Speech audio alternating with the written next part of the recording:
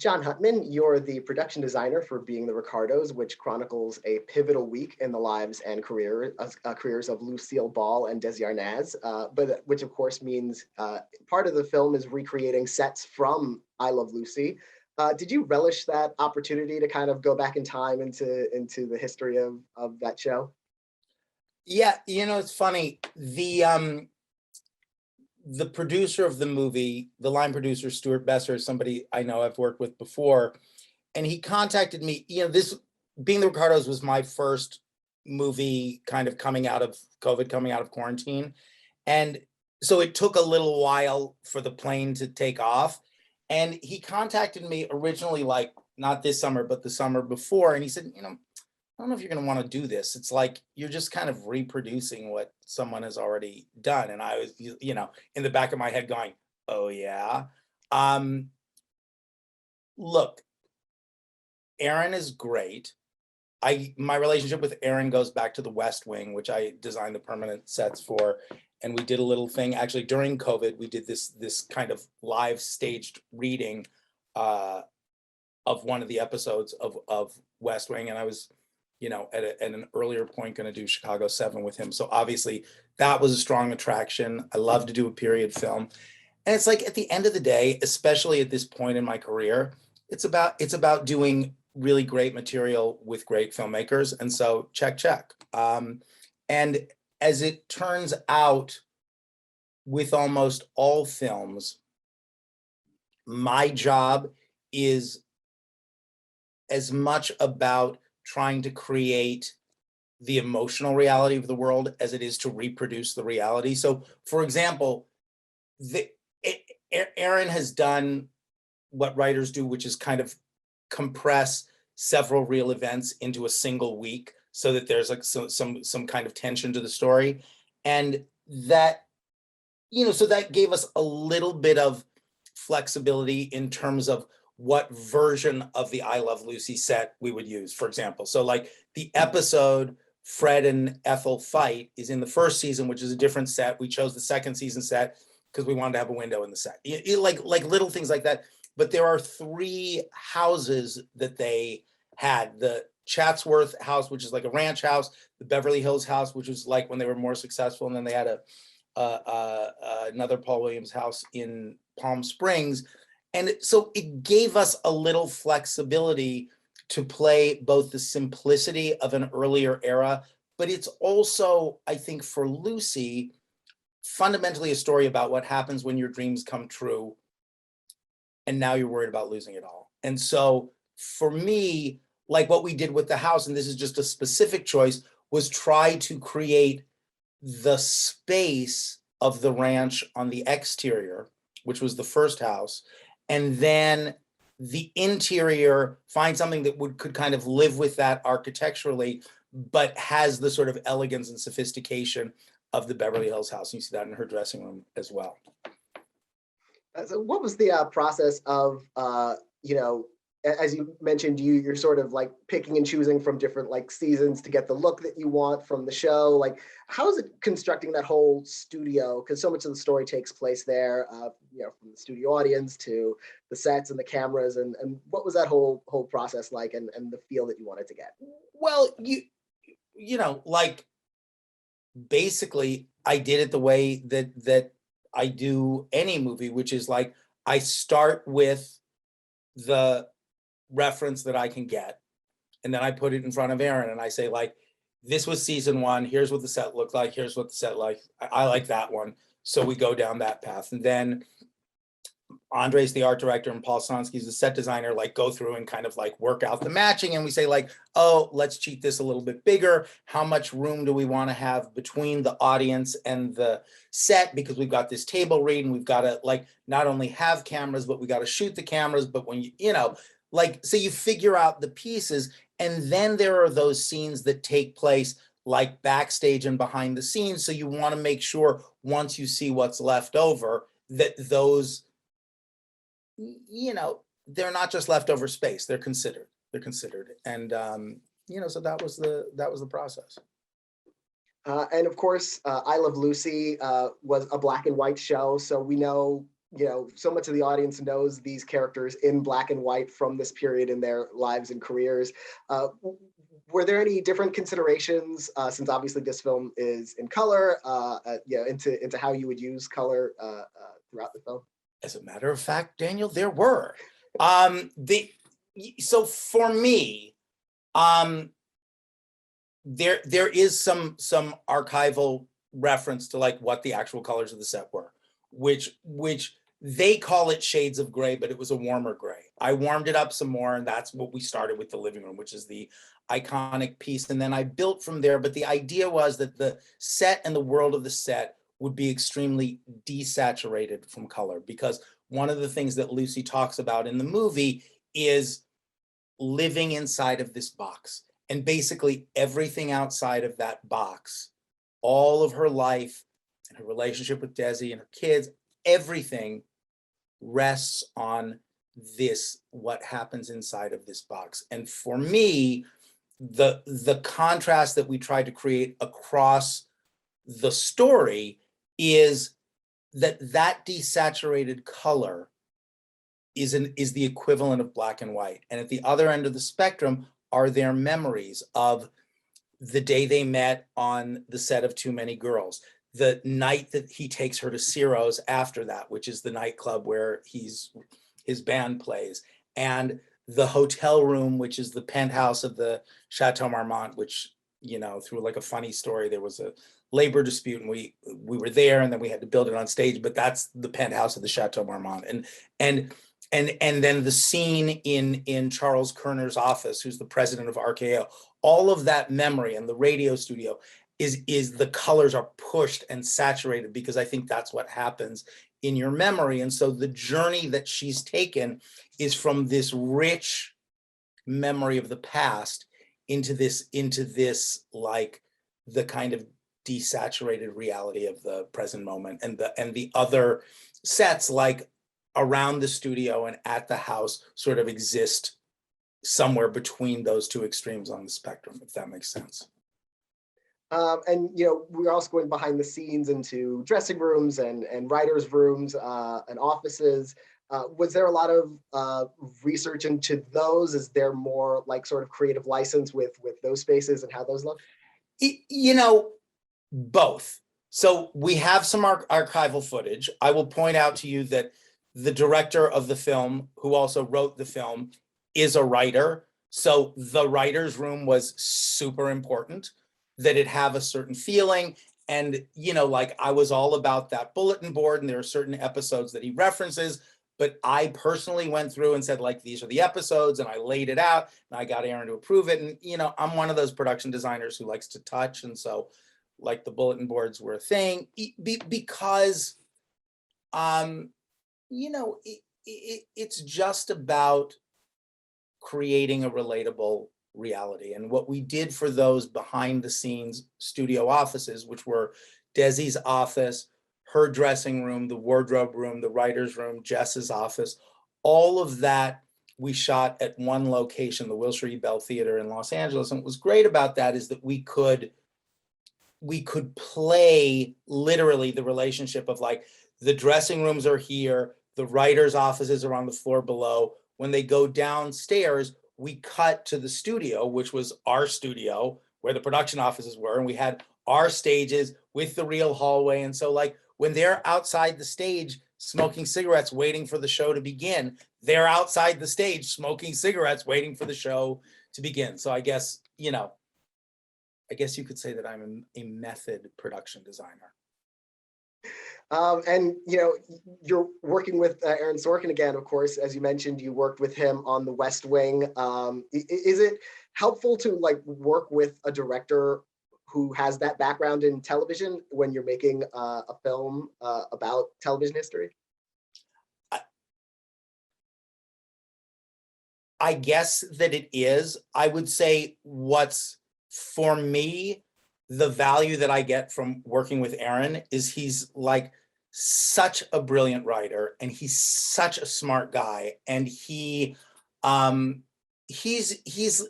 such a great collaborator, because everything that he puts in the script is there for a reason, right? And you have to trust that. And sometimes like like he was very quick to say what worked and what didn't work and where he had a specific other idea in his head. And then he would sort of leave working out the details to us.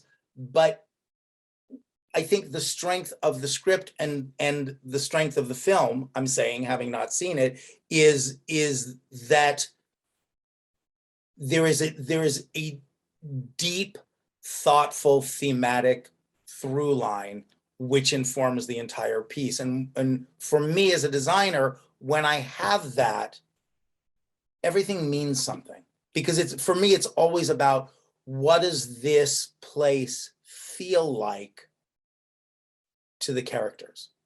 Not what's it supposed to look like, not what's the reference. So there's this really short scene in the laundry room, and in the middle of the night, she can't sleep and she's up doing laundry.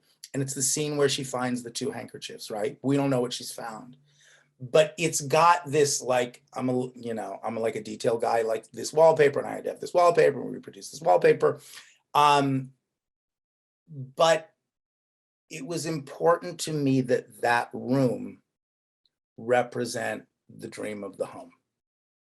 Like everything being perfect. And so, like, but again, it only works visually because it works dramatically in the script. And so, a long way of answering your question. For me, the value of working with Aaron is that all I have to do is follow the roadmap and color in the outlines that he's created, and it works. I hope. Well, I want to congratulate you on the film, and thank you so much for talking with me about it. It's been a pleasure, and we will have you back on soon for our group chat. Great, thanks so much. Adam Stockhausen, you're the production designer for The French Dispatch, which tells various stories from the fictional publication that gives the film its name, and for which you created the town of Ennui. Its different districts, its history. It seems like this full lived-in vision of this town. What's the starting point for imagining that place with director Wes Anderson? Well, the starting place was the town itself. We were just looking at a lot of reference and a lot of imagery of what this town could be, how to make it, what the different areas of the town could look like, and then we started working on the Sazerac story, the cycling reporter, which we ended up filming sort of in little slices in between the other stories. We kind of spread it out, and a bunch of it sort of turned into miniatures.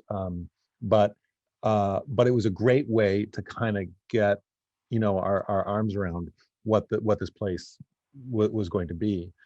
Because all the other stories, while they're very separate from each other, they're all sort of nooks and crannies of that town, of that place. And so it was a great help for me to kind of launch right into what is this place, and then that led to the discussion of, well, how much of this are we going to build, how much is going to be miniatures, how much is going to be location. We want it all to be in one location, and let's start talking about what that place is. And then it really started kind of top down that way, and then the other pieces could start to fill in the blanks. And there are so many different visual elements in it, as you mentioned, the miniatures and sets. What did that proportion end up sort of being, like the amount of sets you built versus locations versus miniatures? Oh my goodness, I don't know. I don't know. I didn't really keep track of the percentages on miniatures and things like that, and the location stuff. I got to say, the way we treat locations sometimes as just a shell, and we end up building an awful lot. So like you could kind of say that the entire prison sequence is a location, because we didn't shoot it in the studio. It was in the shell of a factory, and then the sort of Sallyport area where Cadazio comes to talk to Rosenthaler. It's on a bridge, it's on a location, except it's a completely built set out in this place. And so we do a lot of that. So it's a kind of a shifting ground a little bit to say what exactly is a location and what exactly is a built set. But I guess we were in this sort of abandoned felt factory out on the edge of town, and it felt like we were there probably half, I would say maybe half and half between the other locations in the town areas, and then the times that we were actually on a stage. And you've worked with Wes Anderson a number of times now, won an Oscar for Grand Budapest Hotel. And he has, of course, this incredibly distinct, unique visual approach. How does working with him, as a production designer compare to collaborating with other directors? Well, yeah, he has this incredibly strong visual style, but in a way, there's one thing that's incredibly similar to working with him as to working with anybody else, and that is we start the conversation talking about the story, talking about what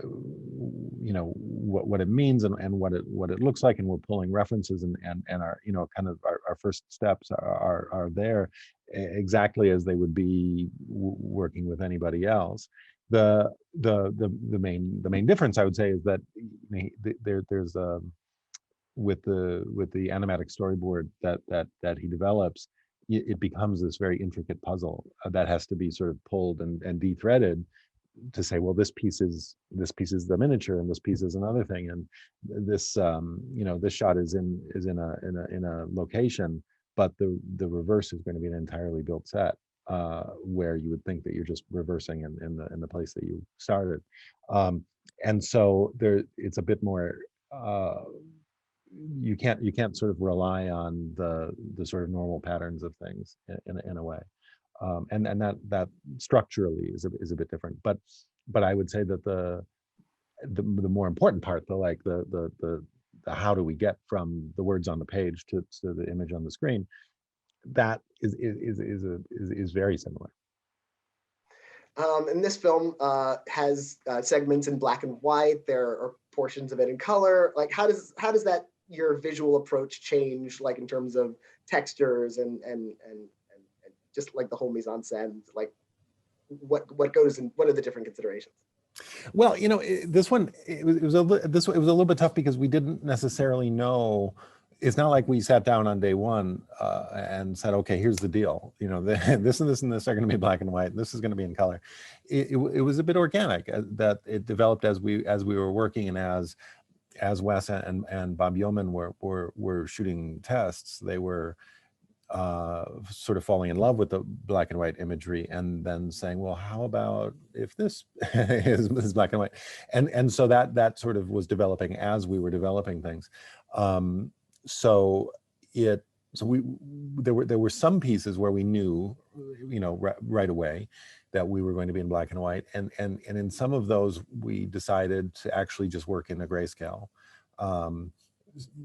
somewhat for clarity and simplicity, but somewhat so that the experience that the actors were having was within the framework of what the ultimate visual experience was going to be. There were other parts of the movie where we knew that we were going to be sliding back and forth between color and black and white, and so that was a little bit trickier. And of course, you're using the iPhone crutch to sort of help always be aware of what you're going to be seeing in black and white. But what we were really trying to do was work in color, constantly checking what we were going to be getting in black and white at the same time. So like in the Rosenthaler story, in the hobby room, we knew that space was going to definitely be seen in color, but also seen in black and white. So we're trying to pay attention to both at the same time. And the film also has different segments telling different stories. Was there a unique approach to each individual segment, and what was the sort of process of making them into this coherent whole?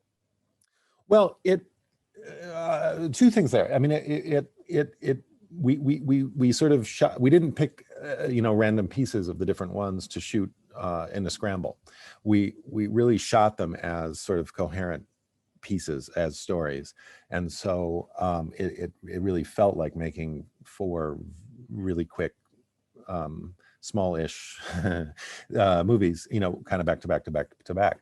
And so there was a logic to that, like you were just sort of doing all the stuff that you would do spread over a longer period of time on a complete movie, just all squashed into a smaller piece. Yeah, each one, there are unique things in each, in each one there, and there's stuff that that happens in one that won't happen in another. Like for instance, in the Rosenthaler story, there's 2 pieces where we're actually using painted forced perspective backgrounds with frozen sort of tableau vivant people in front of them, and dollying across that instead of actually having a set, a sort of a traditional set at all, or going to a new place for each one of those areas where the painting travels. We're just sliding along this tableau, and that was unique to that story. And the cell animation kidnapping sequence is unique to the police story. So there are different things in each one, but overall we kind of dealt with it as a sort of a consecutive small, different small films, but done with the same team and sort of done with the same, style in a way, because we really did want it all to feel like stories that take place within the same town that do have a lot in common with each other, and so we wanted that commonality to come through. And how involved was the process of set decoration? Because one of the things that's so special about Wes Anderson films, like every detail feels so specific. Like if a stapler on a desk is at a 45-degree angle, that feels like a deliberate visual choice, and everything feels very thought out. So what is that process? I mean, it's the same. It's inseparable from any other element of the process. So the conversations about the location and how to use a location, or developing a built set, it just sort of includes the decoration kind of from if not day 1, day 2, and the conversation just sort of as the sort of broader strokes are getting locked in, then the finer grained stuff becomes the subject matter, but the conversation just goes all the way, right up until the moment that we shoot it. And we'll often be visiting and revisiting things, as the things are getting dialed in, right? So we'll be going from a drawing to looking at a set when it's in its bare bones kind of plywood state, and adjusting and tweaking things. But we keep looking at it as the rough dressing is starting to be assembled, and we've picked pieces over emails back and forth, but then we kind of look at them in the space, and we come back and we take another peek, and we sort of do that on a kind of a rolling basis all the time. And so it's a very fluid process. It's not like there's one set of conversations, then bam, all the furniture shows up. It's really fluid. Well, congratulations on your work on this film, and thank you so much for talking with me about it. It's been a pleasure. Thank you so much. Grant Major, you're the production designer for The Power of the Dog, about a rancher who has a, shall we say, strained relationship with his new in-laws. The story is set in the American West, but was shot in New Zealand. What kind of feelings did you hope to evoke with this setting and the visual landscape of the film to kind of give that sense of place? Ooh, well, yes, we did make it in New Zealand, but of course the audience need to feel that it's in Montana. So, that was one of the obvious things about it. It's based on a book, of course. So the book itself evokes a certain world that we are wanting to bring to the fore as well. So, there's all these sort of theoretical things, you could say, and then we kludge that together with the practical nature of actually, how do we go about doing it? So, it's a sort of a two-way thing. The book, we're very, very fortunate to have had the material behind the script. The script itself is beautifully written by Jane, but of course it's an adaptation of Thomas Savage's book. That itself has so much more detail to it, has so much more backstories to it. And, so much of the work we do as production designers is to try and create worlds that feel real because they have their own history and their own sort of, things that sort of affect each individual scene that we're bringing to the screen. So, everything sort of has to work in a sort of a multifaceted way like that. Does that make sense? Yeah, something like that. And so much of the impact visually from the film comes from a lot of these outdoor locations and these sweeping vistas. What was the process of kind of planning those visuals and sort of using that landscape? Yeah, well, look, it's based on a cattle ranch. The story is based on a cattle ranch, and there's something very bold about that. The location itself has to speak, it has to have a lot of shape, and it has to have a lot of kind of influence on the story, of course. So Montana is a very big, broad sort of state, and it's has these large grasslands and mountains and all that sort of stuff. So, New Zealand does have those sorts of things, and we're trying to find an equivalent for that. We were, of course, we have to be able to shoot it from a practical point of view of being able to accommodate a large amount of crew and find builders and painters and greens people from around the area. So, all those sort of things affect what we're looking for. Jane herself doesn't like to make her mind up too quickly about landscapes, about specific locations, I should say. She had a sort of a broad idea about how she wanted it to be, but then finding something that would suit that was a bit of a journey for us. So it was left till fairly late before the final decision was made. You actually have to sort of corner her and say, right, now's the time to make a decision on which one we're going to use, and we chose the right one in my view.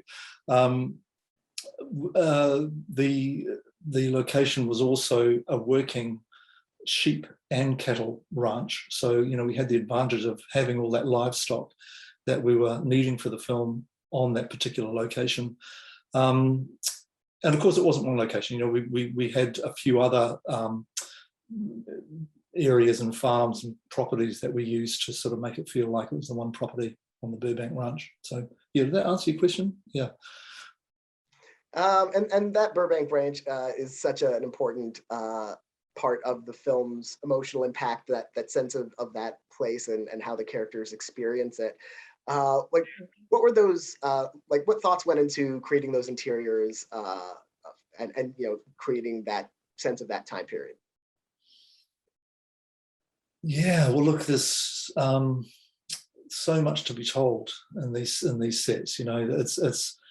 We're very lucky to be able to make everything for the Burbank Ranch. The project started with us seeing if there was an equivalent out there in New Zealand that we could use, that you go to and use, but of course there was nothing there that ticked all the boxes for what Thomas Savage and Jane wanted. So the house itself has its own history, is by the parents. So the parents have built this ranch in the 1880s, and they've both immigrated from the eastern states of America with all their highfalutin eastern states kind of aesthetic and lifestyle. So they actually supplanted this house onto the wilderness of Montana. We very much wanted to feel like that. We used a existing house called Sagamore House, which is Theodore Roosevelt's house, as a sort of a touchstone for the sort of house that it may have been. But of course, since the 1880s, and when our film takes place in the 1920s, quite a lot of history has happened. You know, the house itself is weathered and sort of never really settled in to the landscape the way it might have been on the eastern states. So nothing really grows very easily around it. It's just grassland around it. So you get the quite fancy house sort of just placed on the landscape. The interior of the house in its original state would have once been the sort of social centre of the farms all around there.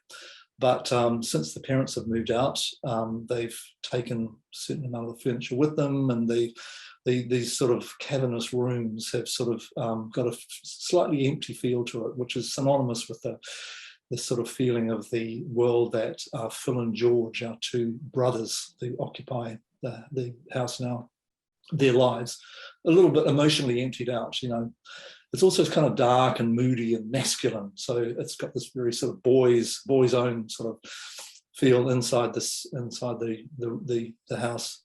And then we've got the you know, Phil, who's the sort of the dominant personality in this family. We got his space in particular is the barn. You know, so the barn has got this very strong sort of squarely built structure that's sort of placed bang in front of the mountainscape, where this shadow of the dog sort of piece of pareidolia emanates from. So it's got this very large strength to it. But then inside the barn is there's a lot of sort of subtleties in there. You know, it's big boned. It's got these big logs that sort of make up the structure of the barn itself. But he makes these little craft objects. You know, he can make this little fine pieces of furniture for his brother Phil, brother George.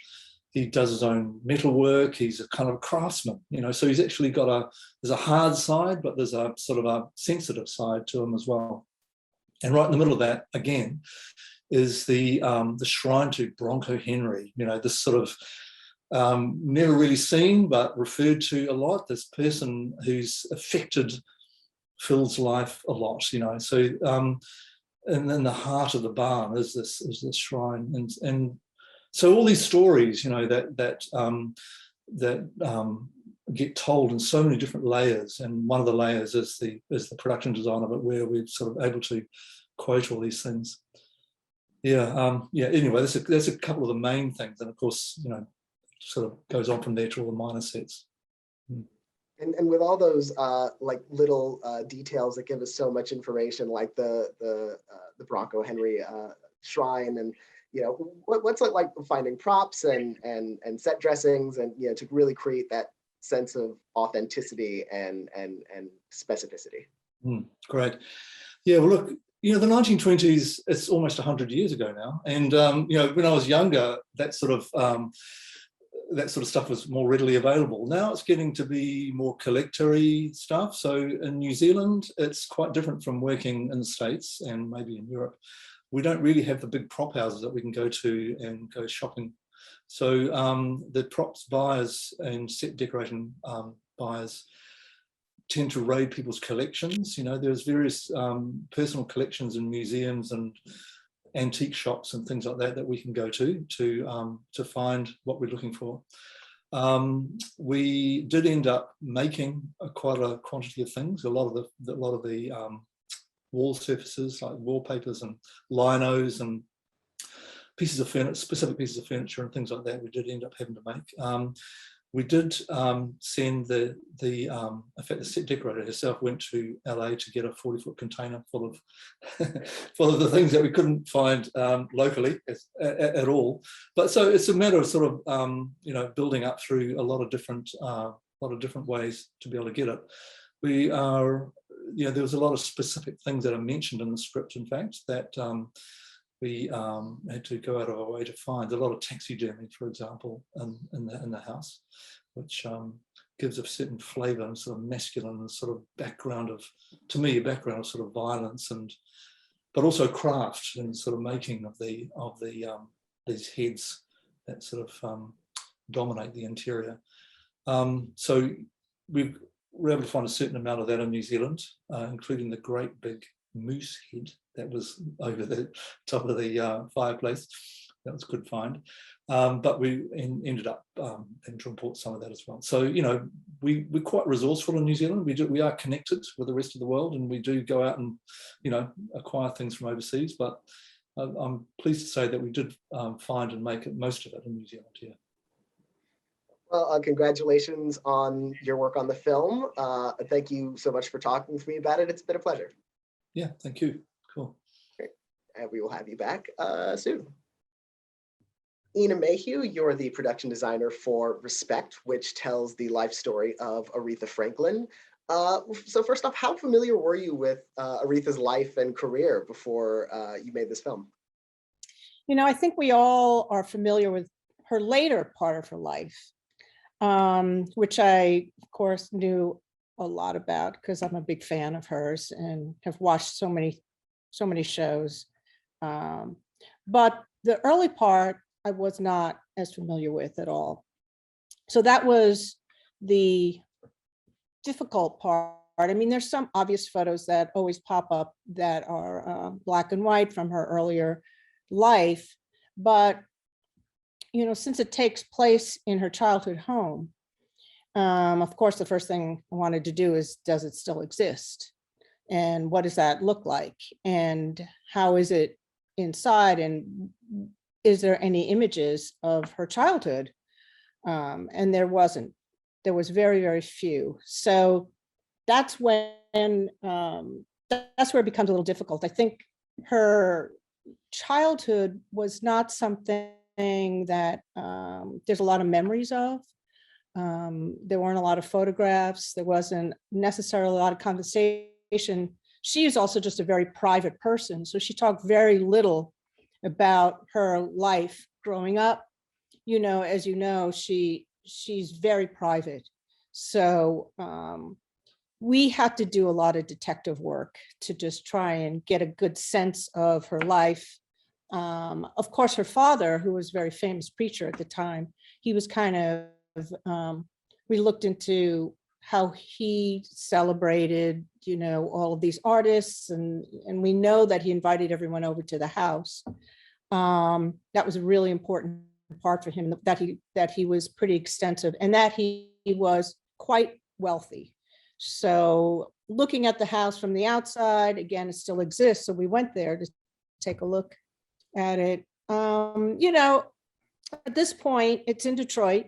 It has kind of fallen upon disrepair. It was one of those things that she wasn't ready to let it go. So it just kind of sat for a really long time. But it did give us a clue to the prominence of the neighborhood. So that was really a big part. So that was kind of the beginning conversation that I had with Liesl about how are we going to show her life as a child, and how did it, you know, define her as an adult? You know, how did it make her, you know, you could see her struggles, but her strength, and how do we show that in the environment? So, of course, it's in an era which has really beautiful mid-century time, and we knew that that's what he would have done. He was married to Aretha and her siblings, and then they parted. So, but no matter what, I think we all felt pretty strongly that it was his vision of the home. And so we started at the house, just trying to get those beginnings. And that portion of the film, we took a little bit of time on initially in our conversations, just to really get a sensibility of her life and her time with her mother, how important that was, and the contrast between her mother's house and how she grew up. There's a part that we discussed, which was that she would travel with her father when he would go out on the road. So she was really exposed to quite a lot, and we wanted to show all different aspects, especially in his study in the house of his journey and his as a preacher.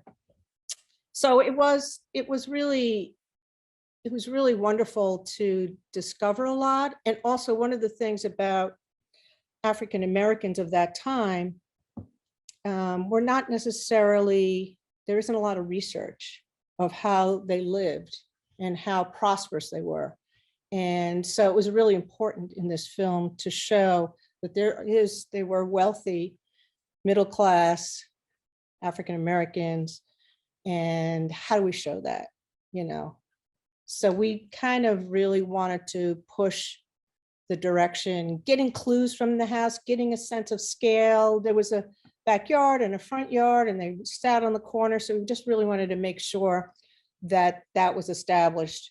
And then from there, we kind of, as she journeys to New York, her father is insistent on her maintaining a certain lifestyle.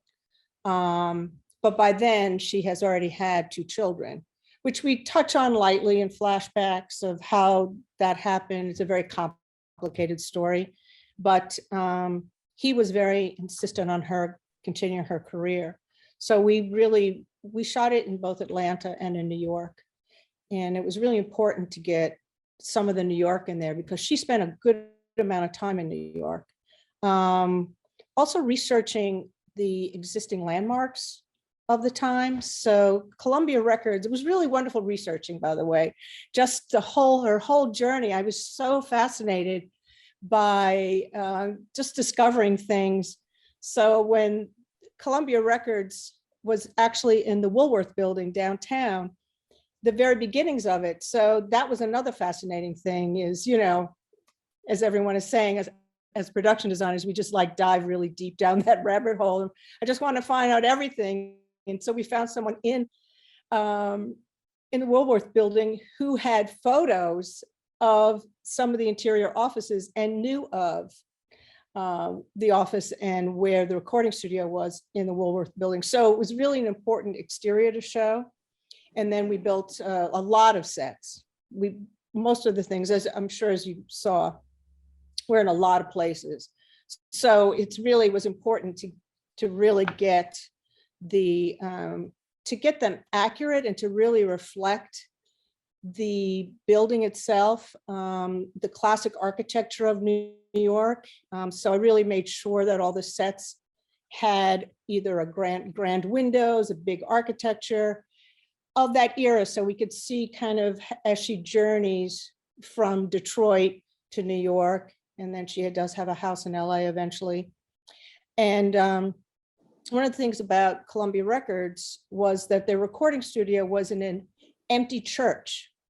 So again, we were looking for that building. We did find it, but obviously we were shooting in Atlanta. So I had a wonderful location manager who found another empty church, and we kind of used the bones of that as her first recording studio, which again, that part of her life was always dictated by her father. So everything was grand and big, and that's her struggle. You know, she kind of wanted to be her own person and was willing to struggle for it. And so there's a part where she's in her own apartment, where she lives on her own in New York City. So we kind of portrayed it as her own, even though she's having some dark times. She just needed to kind of go through this process just to figure out who she is and to be strong enough to fight against her father. And so we kind of had this journey of hers. I was really happy to be able to show different neighborhoods. One of them was this Harlem party. Again, what's great about New York is the architecture is still there. So we really took our time to find the neighborhoods and really focus on beautiful parts of Harlem that have all the classic brownstones. So we actually used the interior of a real brownstone that was so beautiful. We didn't do much, but I'm a big fan of wallpaper. So one, because it adds texture and represents the period pretty well, along with 2 fabulous decorators that helped me just finish up all those worlds. So it just kind of continued on and on from her house and the first recording studio. And then eventually she marries her husband, Ted, who she stumbled upon at the Harlem party. So you can kind of see the beginning of that relationship. And what was interesting is, well, we were trying to figure out where she lived with her husband. The other thing was just discovering where was her life in New York City? Is it downtown, uptown? And it really makes a big difference because of the class level. So I did kind of find out that she was either on the Upper East Side or Upper West Side. Clearly, again, staying within what she's comfortable in, which is a fairly high-end lifestyle. So when I'm going to say she moves in with her husband, again, classic architecture. We found a really great building in New York, right? And we did a lot of walking and talking, really trying to maintain this consistent journey of period, classic design, mid-century kind of look. And then as she goes into the next phase of her recording time, which was Muscle Shoals, which I had seen the documentary before and just loved the whole story about Muscle Shoals. And, you know, we wanted to also show her journey from New York to the South and how different it is and how the Black culture is, there's still people picking cotton, you know, so we had to show some of that. Everything isn't as sophisticated as New York. Or even the neighborhood in Detroit. So that was a big effect on her. And she was very strong politically all the way through. But that one particular moment where she was resistant to these musicians because they were all white men. But as soon as they started playing, they were just kind of these natural musicians, and she just went along with them. And it's all about music for her, and the heart of music and the soul of it all. So I had a lot to, in terms of research, what it really looked like. And there are many rooms in Muscle Shoals, but the one that she recorded in was very specific looking. And they all have a tendency to be certainly not as glamorous as Columbia Studios. There's a very kind of down and dirty kind of feel to them. But, you know, I always wanted to find something special or something different or something textural or a little bit of color. I'm a big colorist. I like to use a lot of color and shapes and textures.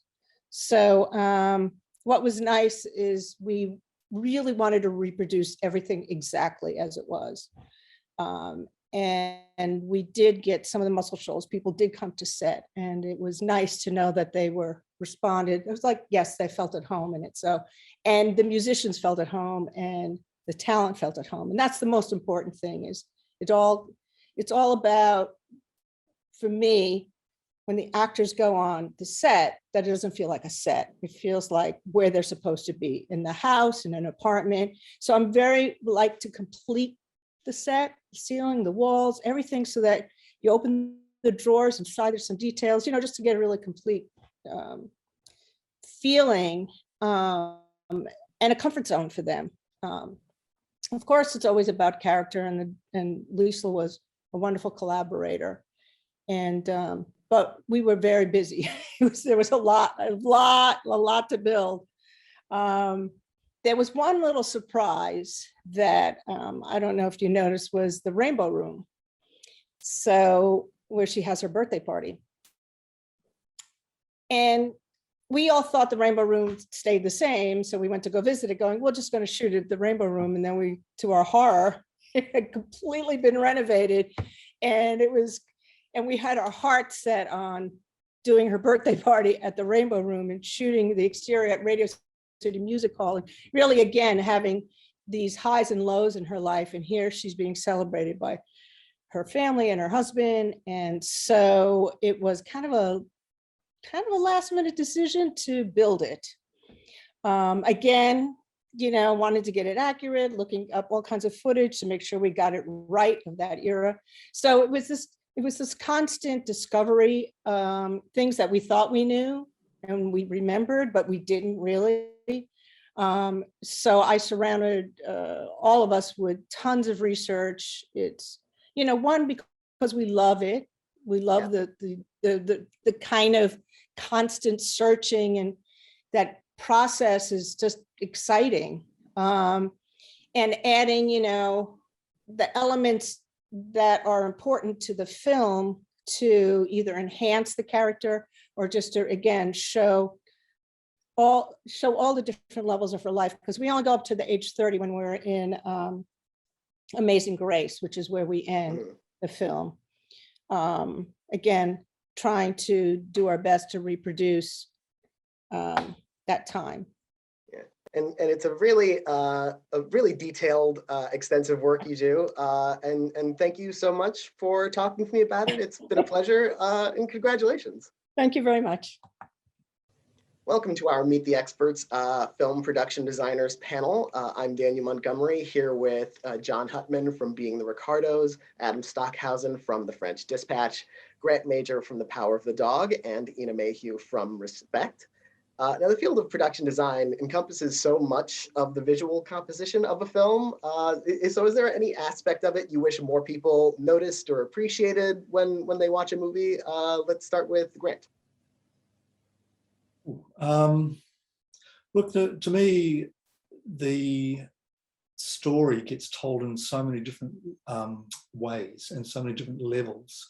The overt part of the story is, the words that the actors say or the characters say. But then, there's a sort of a deeper psychological thing that we really want to go to the movies to see and or to experience, the emotional connection between people and what have you. So, yeah, to me, the production design is so much to do with this sort of unspoken part of the story and the way that can sort of affect the audience's experience of the show. How about you, Adam? I don't know. I think that yeah, I think it is unspoken. I think that so much of what we do, it's not that you want somebody to notice a specific thing or a specific prop or a specific thing, but the sort of totality of it and the real affects the experience watching the movie, and so people are impacted by it even if they don't realize it or don't call it out. And so I think that when things are working best, they're working harmoniously. And so to me, I would just say if people are reacting well to the totality of what's in front of them, that's what you want, and you don't want to pull it apart and be always noticing individual pieces of it. And how about you, Jon? I think you hit it when you said, like, is there something that you want people to know? And I feel like I've done my job if you didn't notice what I did, and sometimes it's hard to make choices that don't call attention to the work. But it's funny, I was thinking as we were sitting here on Zoom, if you look at like Ina and Grant have super, because how people can change their Zoom backgrounds. Ina and Grant have like embraced the, and as you have. Adam has taken it completely to the other extreme. And I'm like, I'm just in this room that's between the kitchen and the living room. You know what I mean? That's my little office. But what I will say is that it sets a tone. It sets a tone. It's not about the words that we say. It's not about the content, but our job is to select the tone of that background in 3D. And Ina? Yeah, I agree. I mean, as much as we want to make a statement, it is important that it's not necessarily noticed. I want the audience to feel at home and just to get it right away what their life is. You want it to be a quick read. So you're like, okay, I see where they are. Oh, okay, I see what street they're on and how the journeys. And I just want it to be clear and really explain the characters quickly without, it is always nice if there's a notice of something, but to me, it's just an overall, again, comfort for everybody to be in these lives, the characters of the film. And Jon, you mentioned everyone's Zoom backgrounds and sort of the embrace of the visual impact of it. Has any of your work influenced your own personal design aesthetic or the way you're comfortable in your own surroundings? John, how about you? On Zoom or in real life? In Like, real life. I'm the like classic, the shoemaker's kids have holes in their shoe. That's me. You know, like I'm all about what I put in front of the camera for somebody else. And I'll like go like, oh, you know, there's holes in my jeans or what, you know, that's me. I will say, digressing from my current project, there is a website that you can go to called Nancy Meyer's Zoom Backgrounds. So I would like to think that my subtle contribution to the culture lives on in those kitchens that you can put behind you on Zoom. I should do that, right? I should have done that for this interview. How about you, Ina? You have a magnificent yeah. background. Well, first I started as a painter. Both my parents are painters. I started in theater. So, you know, there's a little bit of everything that I bring to all the films, my classic, you know, training, prop maker, scenic artist. So all of those things are kind of important to me. I love books, clearly. And I kind of need all of this, you know, it kind of feeds me. And there are times when it's like, oh God, it's too much. I need to get rid of some stuff. I mean, I've obviously enhanced it for the Zoom, but yeah, I love it all. I love getting back into the world of color and paint and objects and furniture. You know, it's just something that I bring to every project a different portion of what you're seeing behind me. You know, if it's more of a moody monochromatic thing, I think my world changes too. I like to surround myself with what my work is, actually. Even in my office, I have all my kind of stuff. It just constantly feeds me and reminds me of my creative journey, I guess. Adam? I'm with John. I don't unfortunately. I wish I did actually, but I don't. And I had high hopes for my Zoom background tonight. I really did, but then everything went sideways, and here I am in the office. So, Grant? Yeah, well, look, you know, it looks like I curated this, but in fact, this is where I work all the time, and it's just largely a collection of books, of course, but memorabilia. I do love collecting a piece of a movie that I've done, so I can carry it with me. And I must say, I lead my life.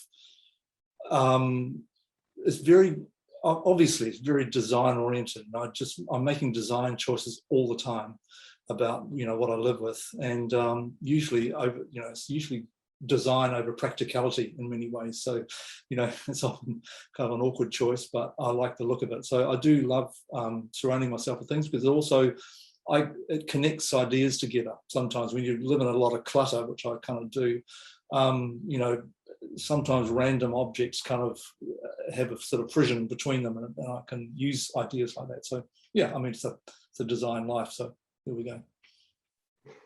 Now you've all done a wide variety of work, but like, if you had like the unlimited budget and resources, is there any kind of world that you would most love to create? Like, Grant, I know you've worked on some very large budget productions, but is there any kind of dream setting or project you'd love to work on?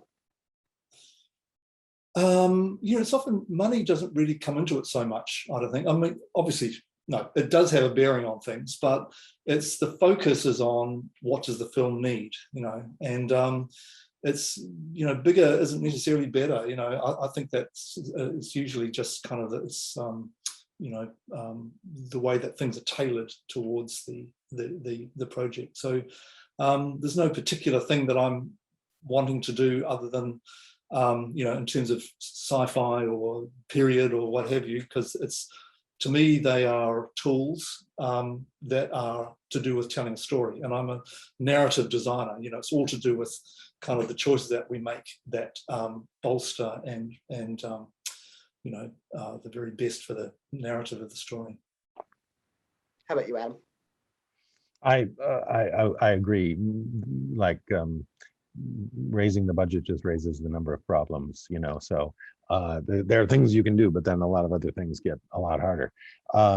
So I'd say not on that, but I think there's no one thing for me that like, oh, if I could just, you know, design that boat or that spaceship or that whatever, but I do love, you know, I think all of us would say this. What's so great is getting dropped into the deep end of the pool on something that you don't know anything about, and then you've got to figure it out. And there's just huge joy to that. So you know what, I really get excited by having no idea what's coming next, you know. Ina? I have been happy with a lot of the variety of things I got to do. I mean, I do like the idea of sci-fi kind of. It's something I actually really enjoy.